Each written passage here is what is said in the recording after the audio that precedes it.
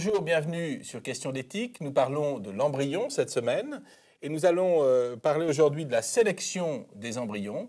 Pour débattre de ces questions, j'ai invité Agnès Noiset. Agnès Noiset, vous êtes gynécologue, médecin de la reproduction et praticien hospitalier dans le service de gynécologie obstétrique du professeur Gamère à l'hôpital de la Conception à Marseille. À côté de vous, Pierre Lecause.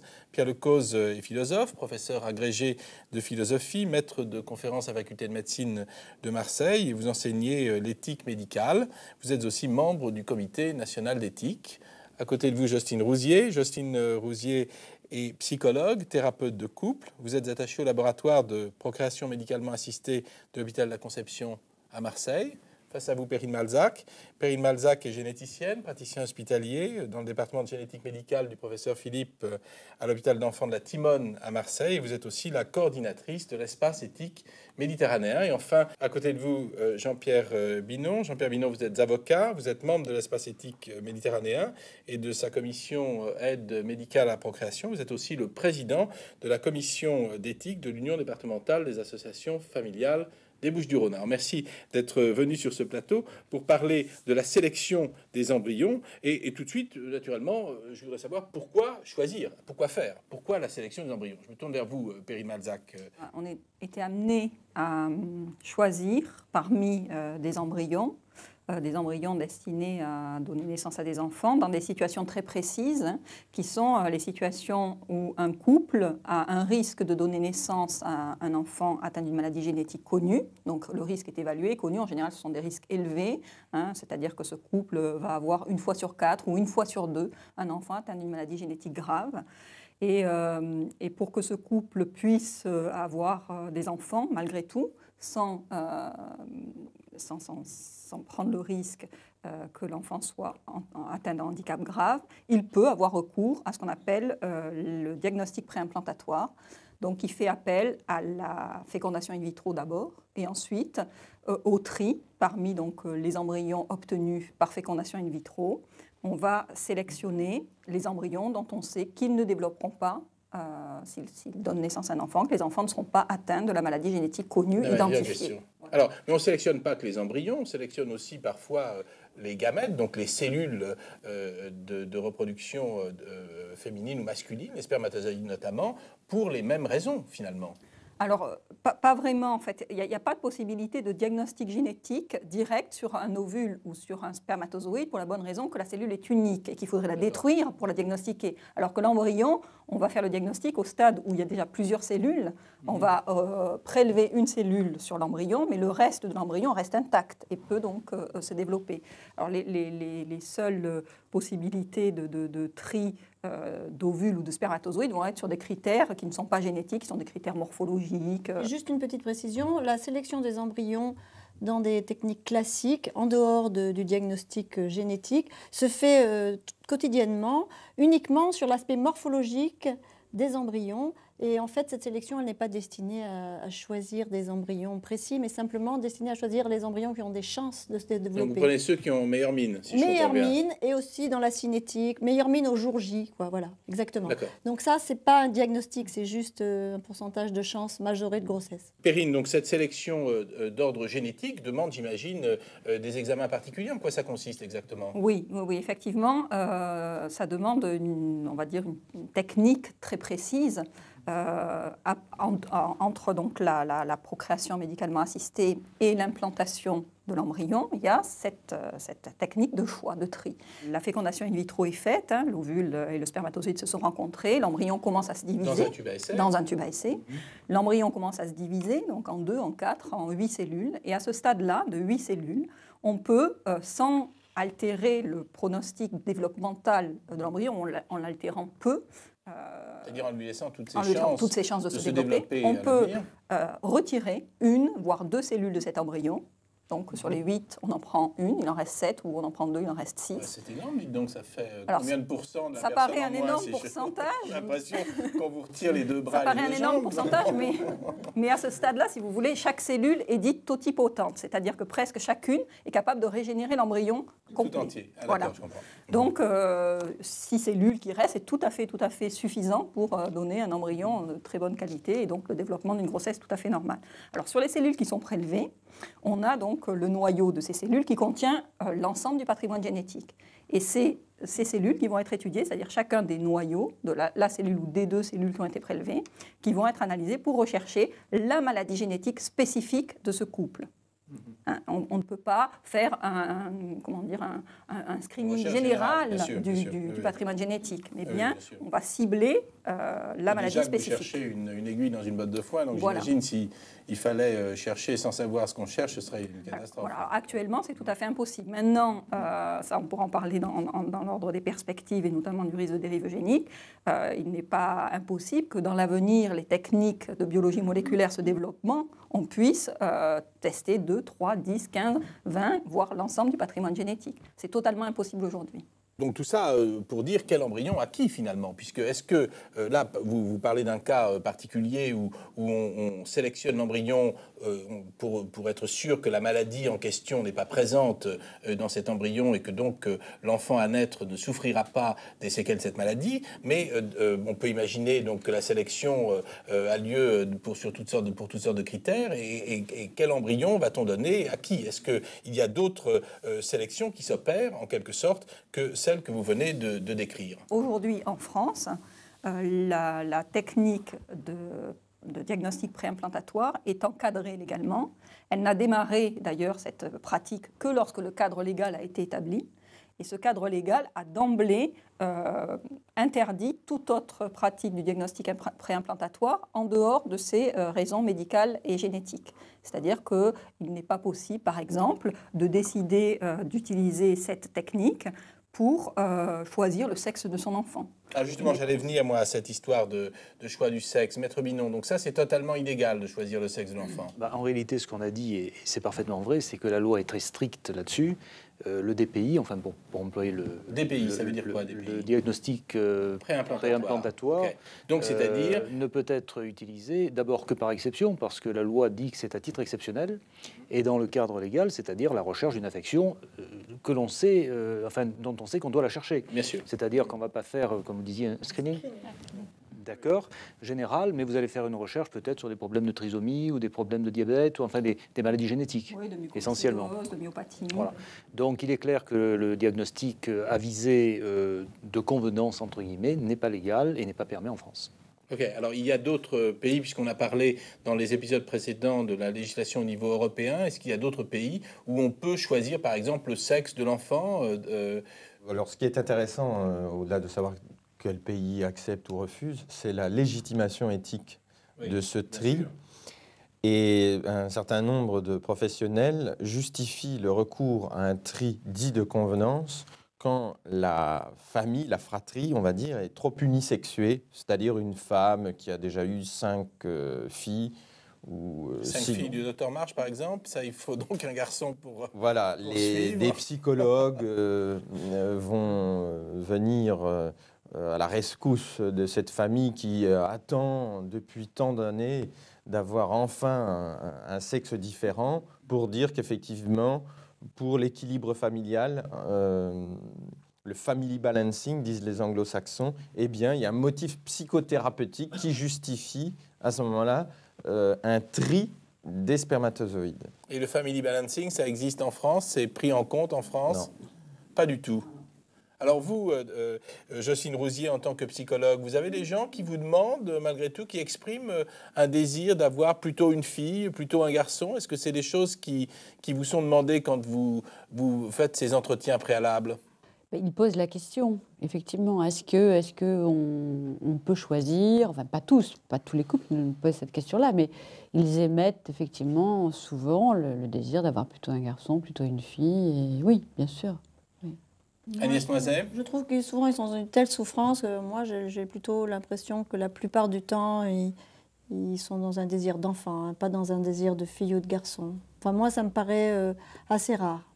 Ils disent oui, si on avait la chance d'avoir un bébé, on préférait que ce soit, mais oui. Ils n'expriment pas tellement, enfin en tout cas avec le médecin, peut-être plus avec la psychologue. Il y a quand même des situations où le diagnostic de sexe peut être fait, ce sont des situations médicales, encore une fois, c'est-à-dire qui concernent les maladies génétiques qui n'atteignent que les garçons ou que les filles. Alors le plus souvent, c'est que les garçons. Et effectivement, dans ces situations-là, on peut être amené à choisir uniquement des filles parce qu'on sait que les garçons peuvent être malades et que c'est le seul moyen à ce moment-là d'éviter à ce couple d'avoir un enfant atteint.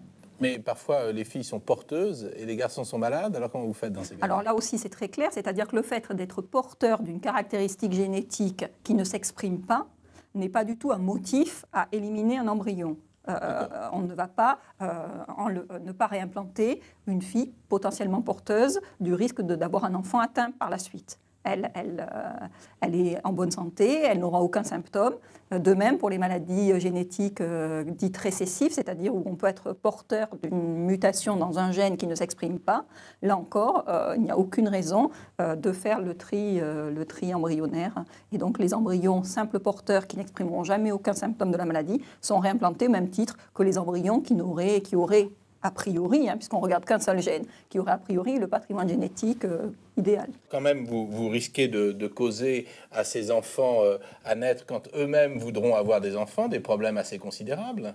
Ils pourront rencontrer effectivement des problèmes de risque de transmettre la maladie eux-mêmes, mais avec les solutions qui existent, qui d'ici 20 ans, 30 ans, enfin le temps qu'il leur faut quand même pour naître, pour être enfant, pour grandir et puis pour être en capacité eux-mêmes d'avoir des enfants, qui peut-être auront des solutions. Parlons des hémophiles par exemple. La situation des hémophiles est effectivement une situation qui peut faire l'objet d'une demande de diagnostic préimplantatoire, où une femme est conductrice, elle peut avoir un enfant, un garçon atteint d'hémophilie, elle peut avoir des filles conductrices de l'hémophilie, elle peut avoir des garçons en bonne santé, elle peut avoir des filles non conductrices.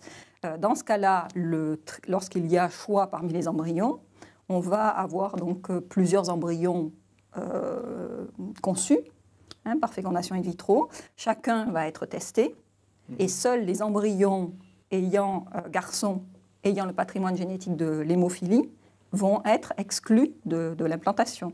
Et on pourra implanter les filles non conductrices, les filles conductrices et les garçons sains. Donc, quelque part, vous reproduisez, en fait, malgré les techniques médicales qui vous permettraient d'y échapper, le côté aléatoire de la nature. Oui, d'autant plus qu'il y a une grande partie de l'aléa de la nature qu'on ne contrôle pas du tout par cette technique, puisque j'ai bien dit que sur les 20 000 gènes du patrimoine génétique, seul un est regardé. Bien sûr. Donc, ça veut dire qu'il peut y avoir tout à fait autre chose. Après, oui, Maître Vinon. Ce problème de la sélection des embryons, ce problème, il est double. Il se situe au niveau de la demande individuelle, c'est le cas, mais il se situe également au niveau de la santé publique. Et en matière de médecine prédictive, c'est vrai que la question se pose de savoir si on peut mettre sur le marché, entre guillemets, laisser vivre ou laisser naître des enfants dont on sait qu'à terme, ils seront malades ou ils vont porter une certaine maladie. Parce que le problème, en réalité, de manière plus générale, quand on facilite l'accès à la parentalité, on pourrait définir non pas l'assistance médicale à la procréation, mais à la parentalité. Ça pourrait être P également, d'ailleurs, la même initiale. C'est une responsabilité d'époux et de parents dans le cadre d'un mariage, mais même dans le cadre d'une union libre. Donc à partir de là, si on sait que l'on va mettre au monde des enfants qui seront porteurs d'une maladie à terme, même si les données de la science permettront à ce moment-là d'y pourvoir. Si on sait également que cet enfant, il va être handicapé avec des parents qui, eux, ne seront plus, c'est un problème de responsabilité sociale. Responsabilité sociale au niveau des conditions, de la qualité de vie de cet enfant, et responsabilité sociale au niveau des finances publiques. Parce que ces enfants-là vont coûter à la société, soit en termes de soins, soit en termes d'assistance à la personne, c'est-à-dire de tierces personnes et autres. Et ça, c'est un problème également qu'il ne faut pas occulter. Alors la loi ne prend pas en compte du tout ce problème-là. Je pense effectivement que ces arguments existent, mais en même temps, je pense qu'il faut, pour la démarche de diagnostic préimplantatoire, tout comme la démarche de diagnostic prénatal, où en fait le diagnostic se fait au tout début de la grossesse, je crois qu'il faut rester dans une dimension individuelle.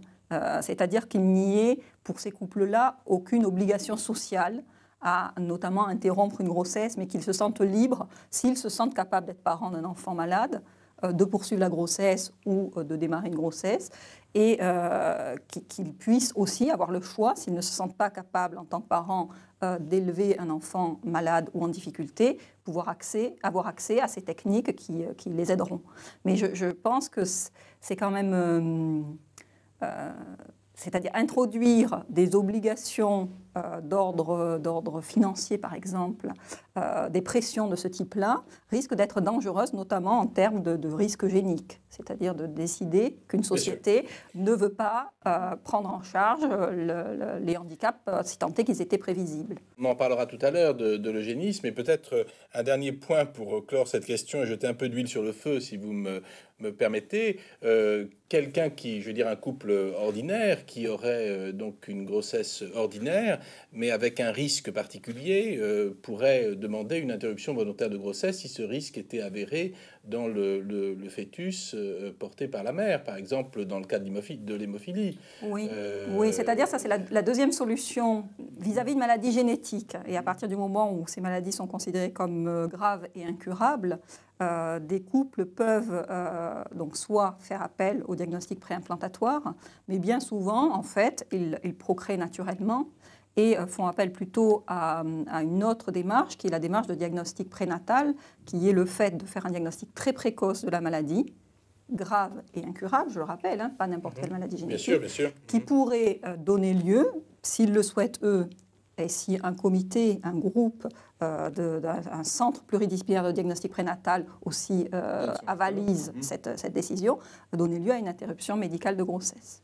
L'hémophilie est un cas piège parce que c'est le cas limite. Ce n'est pas vraiment une maladie d'une exceptionnelle gravité. La vie des enfants hémophiles, en dehors de la période, les pauvres du sida, où ils ont été à cause de leur traitement, voilà.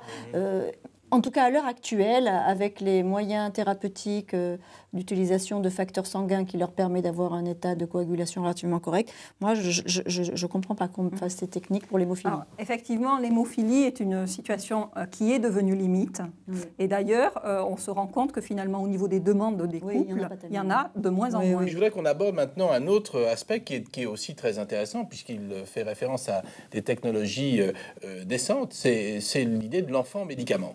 Alors, il y a un cas tragique qui est celui de l'enfant malade, gravement malade. On peut penser une leucémie et pour lequel il n'existe pas de frères et sœurs qui seraient compatibles.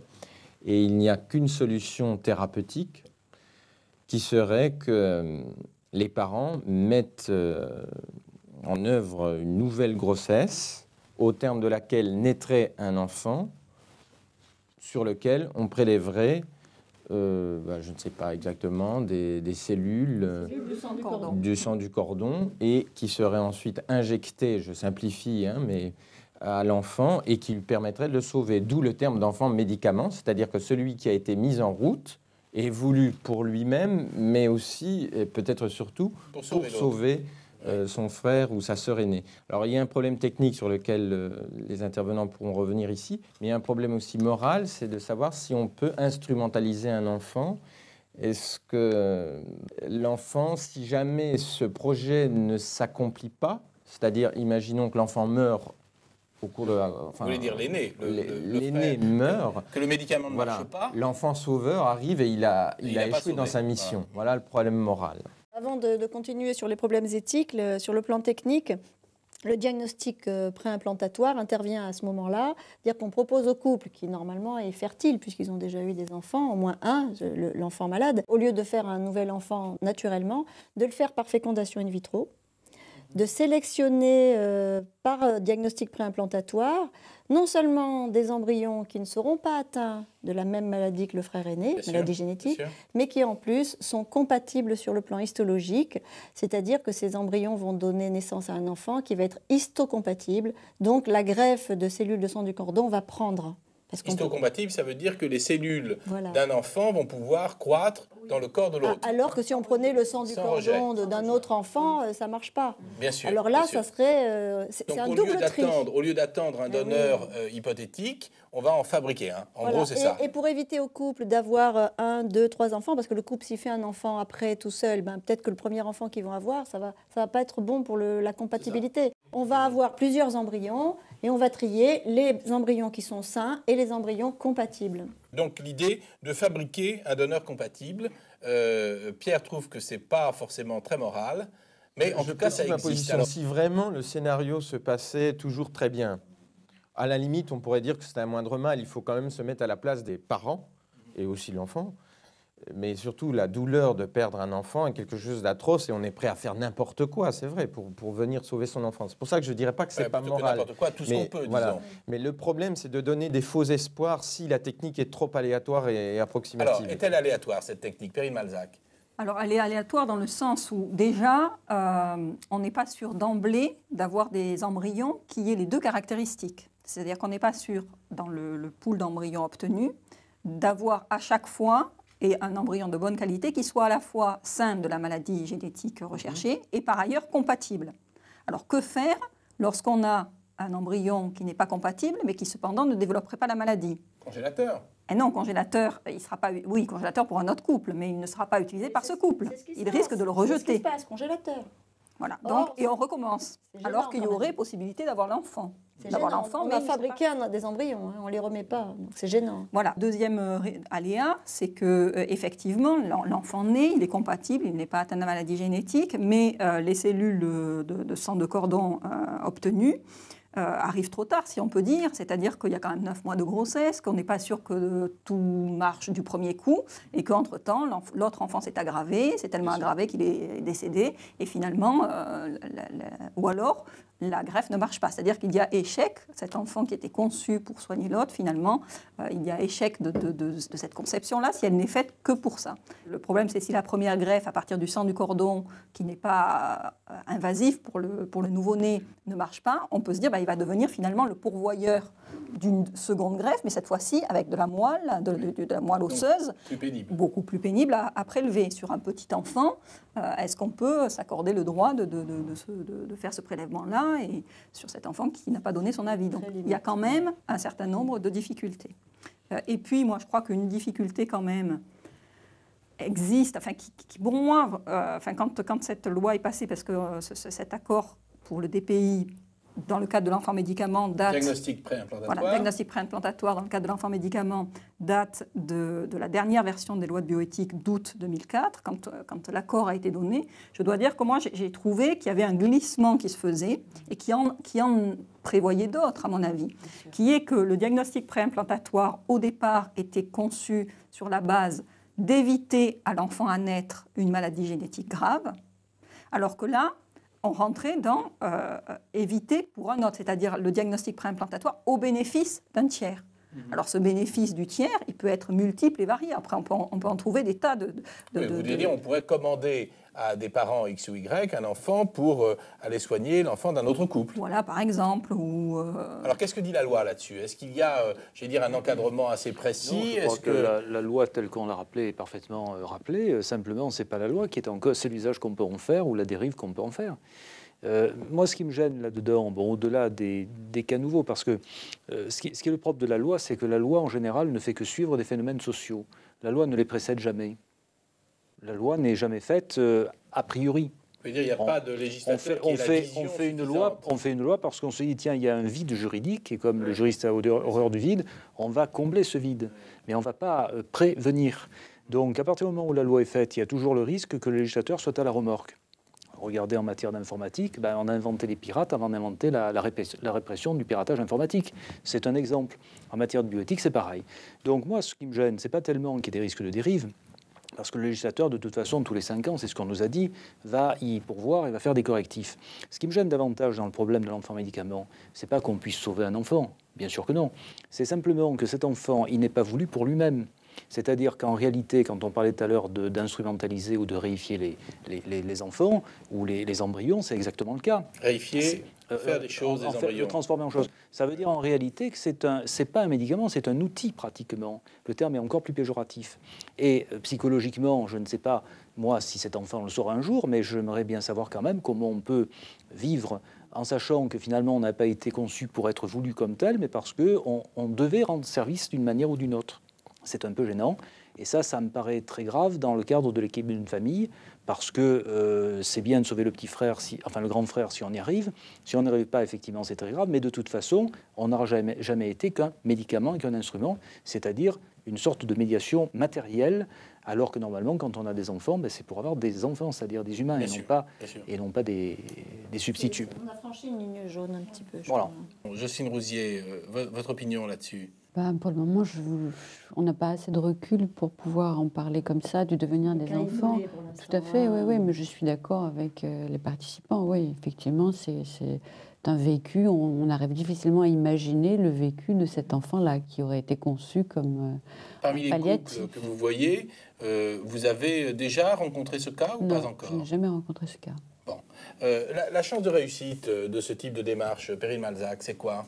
Là encore, elle n'est pas importante. Déjà, il y a le risque lié à la fécondation in vitro, les chances de réussite faibles de la fécondation in vitro elle-même, auxquelles se rajoutent les pertes supplémentaires liées au diagnostic préimplantatoire, au fait qu'en plus, cumuler deux caractéristiques, ça n'est pas toujours possible. Le diagnostic est relativement difficile sur deux caractéristiques comme ça, donc ce qui fait qu'effectivement, on minimise encore les chances de réussite. Mais enfin, ceci dit, même avec des chances minimes, ces situations sont tellement dramatiques que certains couples sont prêts à se lancer, si on leur offre la possibilité de le faire, dans ce type de démarche. Parce que c'est la démarche de la dernière chance pour eux. Parfois, oui, d'un vrai désespoir, d'une maladie grave, d'une mort prochaine de leur enfant, et parfois ça suffit pour accepter des difficultés importantes, même dans la... Vous dites si on leur offre cette possibilité, c'est-à-dire que ce n'est pas eux qui demandent, c'est vous les médecins qui dites peut-être on peut vous arranger quelque chose. Comment ça se passe? C'est les hématologues qui soignent l'enfant malade qui en parlent. Donc à ce moment-là, un couple, je ne vois pas comment ils peuvent refuser. Un couple à qui on dit ça, ils vont trouver une équipe qui leur fait. Il faudrait qu'on ne leur propose pas. Enfin, moi, je trouve que... Même si on leur dit 3%, pour leur enfant, ils sont prêts à tenter les 3%. Alors projetons-nous dans l'avenir. Cet enfant médicament naît, le projet de soins réussit. Tout va bien, cet enfant c'est le sauveur, il est accepté, peut-être même un peu plus que les autres, mais enfin en tout cas il a rempli son rôle, le projet de soins est en échec, ne réussit pas, qu'est-ce qui se passe? Cet enfant on le culpabilise, comment on peut imaginer ça? Pierre Lecause. Là, on n'a pas vraiment de recul, mais je ne suis pas non plus pour dramatiser à outrance le vécu psychologique de cet enfant. Est-ce que vous ne croyez pas quand même que les parents, ils vont avoir finalement un enfant, pardonnez-moi le terme, de remplacement, si je puis dire, qui va se substituer à celui qui est décédé quelque part? Est-ce qu'ils ne vont pas lui apporter l'amour qu'ils ont apporté à l'autre? Il peut être vulnérable sur le plan psychologique, mais il peut aussi très bien comprendre par empathie pourquoi ses parents ont fait cette démarche. Donc moi, je ne serais pas pour en faire un... Il faut être optimiste quand même. Optimiste, c'est beaucoup dire, parce que le climat reste quand même assez sombre et se détache sur fond du deuil d'un enfant qui est toujours impossible à faire. Parlons d'un autre sujet pour conclure, enfin qui est quand même très lié, c'est le risque des dérives eugéniques. À partir du moment où on sélectionne des embryons, c'est-à-dire que l'on recherche un embryon qui a certaines qualités, quelle qu'en soit la raison, eh bien le risque c'est d'aller un petit cran plus loin et puis de rechercher plutôt un enfant blond ou bien un enfant qui va être très musclé pour pouvoir devenir un athlète ou bien avec des facultés intellectuelles supérieures ou je ne sais pas quoi. Enfin, ce que l'analyse du génome permet de faire aujourd'hui. Perrine Malzac, quel est le vrai risque là-dedans? Je pense qu'il y a effectivement un risque de dérive eugénique, pas forcément sur l'enfant blond ou sportif, ou pour l'instant. Non, en tout je cas. dis ça pour rire sur des exemples idiots, mais clairement, on le voit déjà, cette dérive, on la voit déjà un petit peu, dans le sens où les critères de départ, c'est qu'un couple a un risque d'avoir un enfant atteint d'une maladie génétique grave et incurable. Déjà, sur la gravité, qui juge de cette gravité-là? C'est-à-dire que où on va mettre la limite de la gravité? Parfois, quelque chose qui peut... peut-être l'hémophilie est un bon exemple, finalement. Quelque chose qui peut être classifié comme grave pour un couple donné va être classifié comme moins grave par les médecins, comme peu grave par d'autres. Enfin, vous voyez, donc il y a une... Déjà, on n'est pas très clair. Et ensuite, dans les maladies génétiques accessibles, il faut le savoir, des maladies génétiques qui ne s'expriment que, par exemple, à l'âge adulte, tardivement dans la vie. Ces maladies génétiques-là, elles laissent aux personnes qui en sont porteurs une vie tout à fait normale jusqu'à 40, 50, parfois 60 ans, avec un développement d'une maladie, certes, parfois lentement évolutif, parfois elle ne se développera même pas. Donc la question à se poser, c'est de se dire, dans ces situations-là, de risques génétiques, de caractéristiques génétiques peu graves, de maladies qui s'expriment très tard, est-ce qu'on va accéder à ce diagnostic préimplantatoire pour éradiquer tout problème, on va dire, qui ne seraient pas des maladies particulièrement graves et incurables, mais tout problème d'ordre génétique, toute différence génétique, voilà. Alors vous parlez toujours du diagnostic préimplantatoire dans le sens d'éliminer un enfant potentiellement porteur de quelque chose. Mais est-ce qu'il n'y a pas aussi le sens de choisir un enfant potentiellement porteur d'autre chose, d'une qualité? Parce que là, vous voyez ce que je veux dire? Oui, il pourrait y avoir... Est-ce que ce n'est pas ça la dérive, justement? Oui, il pourrait y avoir effectivement la tentation de trier, de classifier, on va dire peut-être, de classifier les embryons du meilleur au moins bon sur un critère, sur 2 critères, sur 10 critères, sur 100 critères. C'est-à-dire, plus on augmentera le nombre de critères et plus on aura des moyens de les classifier. Mais il faudrait avoir aussi beaucoup d'embryons dans ce cas-là, des centaines et non pas une petite dizaine, pour avoir plus de possibilités. Si on avait des centaines d'embryons et qu'on puisse les classifier sur des dizaines de critères, il y aurait possibilité de choix et de dérives géniques majeurs. Il y a des autres risques médicaux, parce que maintenant on connaît les facteurs génétiques. Agnès Moiset, puis après Jean-Pierre Binot. Les facteurs génétiques de cancer du sein. On a identifié un certain nombre de gènes, mettons de l'hypertension, du diabète. La première dérive imaginable, c'est que on cherche, en plus du gène que l'on veut éviter, on cherche l'absence de risque médical. Ça, c'est quelque chose qui n'est pas très loin de pouvoir se faire. Pas loin de pouvoir se faire. Les compagnies d'assurance doivent un peu pousser dans ce sens, j'imagine. Oui, mais je crois que le blocage, pour l'instant, Perrine l'a dit, c'est qu'on n'a pas assez d'embryons, donc ça marche mal.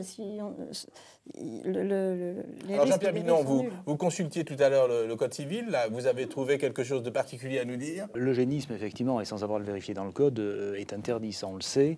L'eugénisme, c'est le choix. Alors justement, c'est la question. Qu'est-ce que c'est donc? Étymologiquement, en grec, ça veut dire bon, et gène, enfin génétique entre guillemets, enfin c'est la race. Bon, autrement dit, l'eugénisme, c'est en quelque sorte une sélection de la race au sens général du terme. Hein. Excusez-moi, ça pourrait être des chevaux de course comme ça pourrait être des humains. Ce qui nous gêne, c'est pas tellement d'améliorer une race chevaline, c'est justement de sélectionner le genre humain. Et ce qu'il faut savoir, c'est que cet eugénisme qui est interdit par le Code civil est sanctionné pénalement, parce qu'en réalité, il nous laisse de très très mauvais souvenirs sur des époques sombres de l'histoire. Et c'est là que ça devient un petit peu plus délicat, parce que je crois qu'on peut-être risquer de confondre 2 choses. Améliorer ou sélectionner une race humaine, c'est sans doute tout à fait contestable et critiquable.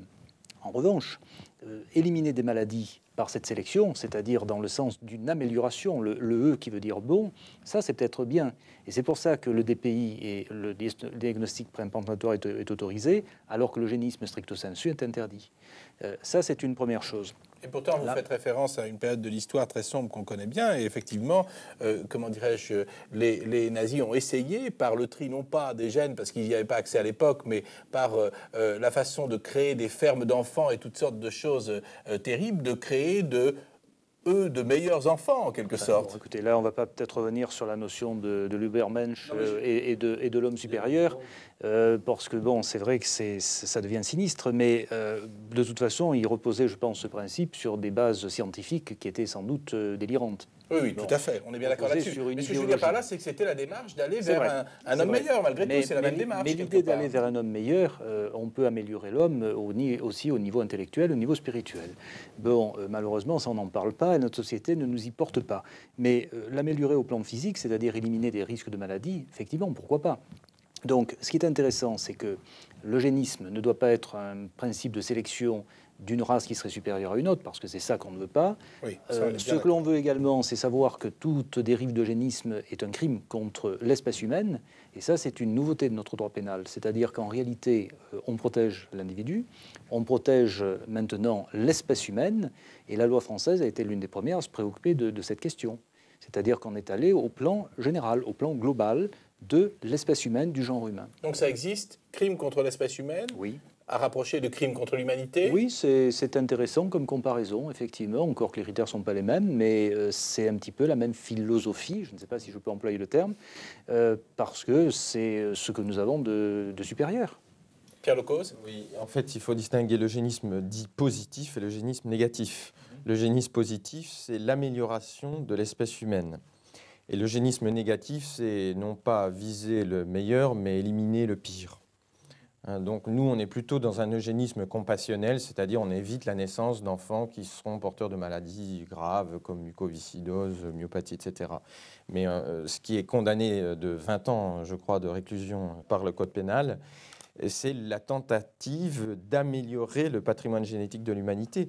Et là, je voudrais souligner que si en France, il y a un consensus autour du fait qu'il ne faut pas se hasarder dans cette voie scabreuse, il existe aux États-Unis des personnalités, non des moindres, puisque on a eu une conférence il y a quelques années de James Watson, co-découvreur de la structure hélicoïdale de l'ADN, je ne vous apprends rien, et qui a plaidé dans ce discours pour une amélioration de l'espèce humaine et donc en faveur d'un eugénisme positif, en déclarant qu'il ne voyait pas pourquoi, si on trouvait des gènes issus de plantes ou d'animaux qu'on puisse insérer à l'intérieur du génome humain et qui puisse lui permettre d'être plus résistant à une guerre bactériologique ou le sida ou que sais-je, qu'on puisse vraiment créer une espèce humaine grâce à la génétique qui soit plus robuste, plus résistante, il ne voit vraiment pas où est le problème éthique. Après les tomates carrées, on aura donc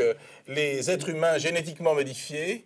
Il nous appelle à tirer les conséquences de notre laïcisation. Nous ne sommes plus dans une époque théologique où le génome humain était sacré, l'homme était une créature de Dieu. Eh bien, tirons-en la conséquence que maintenant, c'est nous qui devenons les créateurs de notre humanité. Disons quand même que ces idées ne sont pas mises en pratique et que quelque part, elles restent dans le domaine de la science-fiction aujourd'hui. Donc, il faut quand même voir les choses de façon positive. On essaye, grâce à la loi et grâce aux précautions que l'on prend, d'éviter ce genre de dérive. Alors, si vous le voulez bien, on va arrêter cette émission sur ces propos. Et puis, on se retrouve demain, donc toujours dans Questions d'éthique, pour parler de la recherche sur l'embryon. À demain dans Questions d'éthique.